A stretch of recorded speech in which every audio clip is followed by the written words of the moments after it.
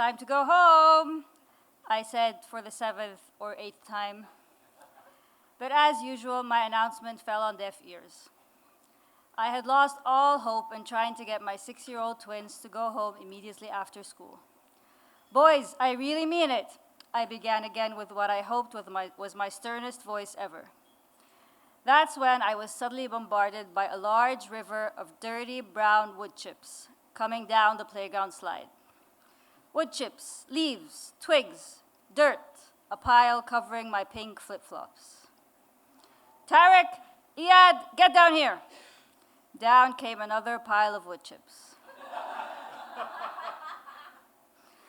Oh, you're still here? I suddenly heard a familiar voice asking. I looked up to find that it was one of the moms I had met a couple of times. She looked up at my wood chip throwing boys and said, "They're hilarious," and with that gave a wave goodbye. Hilarious? Not the word that came to my mind. Okay, that's enough, boys. I'm going home now, with or without you. See, even the crossing guard has left. How many times have I told you that when you play at school for that long, we don't have time to do enough reading and you end up going to bed late? But Tarek cut me off. He pulled me down and put his arms around my neck and kissed me softly on my cheek. While Iyad hugged me from the other side and said, "Oh, Mom, I love you, and then kissed me. My husband was so right. I was such a pushover when it came to these boys, and they knew exactly how to get to me. Why can't you treat them the way you treat your students? My husband would always ask. Since I had 10 years of teaching experience in 4 different universities located in 3 different continents, my husband always assumed that I had to be a very strict professor. Because these are my boys, not my students. A week or so later, at pickup time, my boys avoided the slide and the wood chips. But what my boys did not avoid was sliding across the slushy field and stomping into every single giant muddy puddle they could possibly find. It was a fireworks of mud. They were covered from head to toe. Oh my God, look at you. No, don't come near me. Of course, I was wearing my new white coat. But that didn't stop Tarek from pulling me down, putting his mud-caked arms around my neck and kissing me softly on my cheek, leaving a small brown mark. While Iyad hugged me from the other side, leaving his own mud-splattered mark on me and said, "Lovely Mom, beautiful Mom, best Mom, I love you, and then kissed me. I laughed and hugged back through the mud. Oh yeah, these boys really did know how to use their charms to get the best of me. One day, on our way walking back to the school parking lot, I noticed that Tarek was rolling a giant rock towards the car, end over end, like a huge, dirty, heavy granite basketball. They both looked at me and smiled. "What do you think you're doing?" I said. "We want to take this ginormous rock home with us," Tarek proclaimed.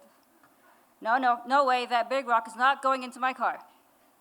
"It's not just big, Mom, it's ginormous," Tarek insisted. No, forget it."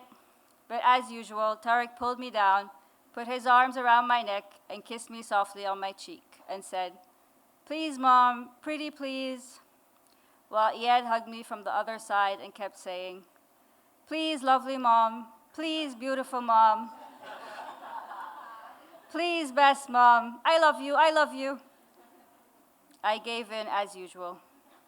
"Okay, but it's not going into the house." No, we'll play with it in the front lawn," Iyad assured me. They opened my car's door and lifted the small, grimy boulder together just a little bit off the ground and pushed it as hard as they could.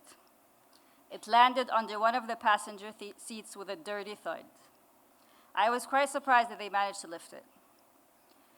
When we got home, they spent a good hour sitting at our front porch and hitting the ginormous rock with smaller ones and trying to smash them all to pieces. Unlike me, my husband was no pushover. In other words, he was normal. When he came home, the first thing that he said to me was, "What's that big mess on our front porch?" "It's the ginormous rock," Tarek said happily. Nice, but messy and not for porches. "But where should we put it?" Iyad asked. "Not on the porch, not in the yard. Put it back where you found it, please."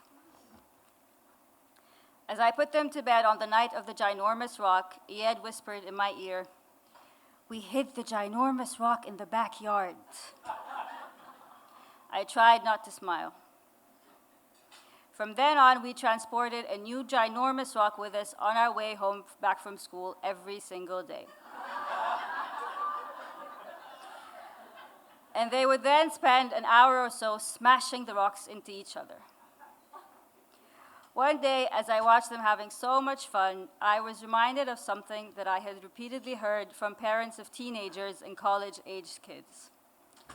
Every time I complained to them about all of the crazy things my twins had put me through over the years, they mostly only had one thing to say: "You're going to miss this." Yes, one day they would be all grown up, and I would miss the ginormous mess that they always made, and the ginormous love, warmth, and joy they always gave me. And as for my husband, he never set foot in the backyard during winter. So for now, their secret was safe. But soon spring would come along, and the snow would melt and expose 10 ginormous rocks. And he will be mad for a moment, until my boys put their arms around his neck, tell him he's the best daddy, and give him small kisses on the cheek. And his heart will melt just like the snow.